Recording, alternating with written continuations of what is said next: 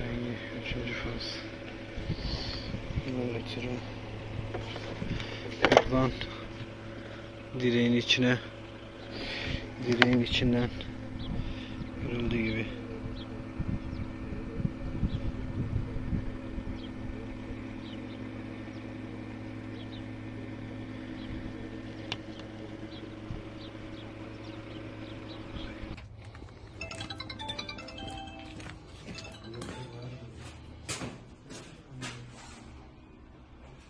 Kaynakları.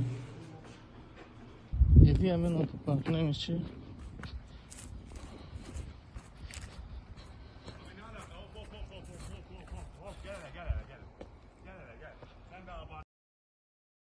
Sen de abarttın ha. Onun ne alaka orası? Ne kablo işte? Ne alaka? Kapat onu.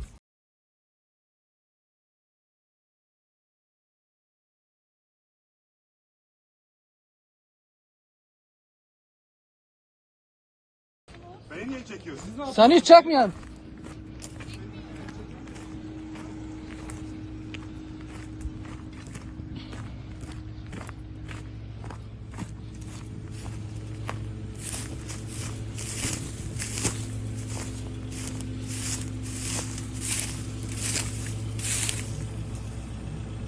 Alo. Araç önümüzü kesiyor. Ben mi? Nasıl abi? Anlamadım. Görüldüğü gibi. He biliyorum. Görüldüğü gibi. Sağ olasın Allah. Okay.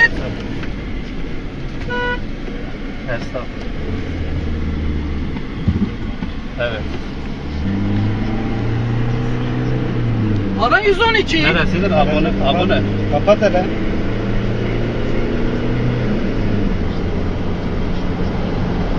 Görüldüğü gibi. Geç. Hele bir al. Serbest git. Tamam ne var? Serbest git. Lan çek. Serbest git. Ara polisi. Ara jandarmayı ara.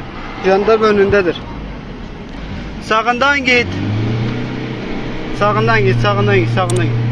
Sağından git.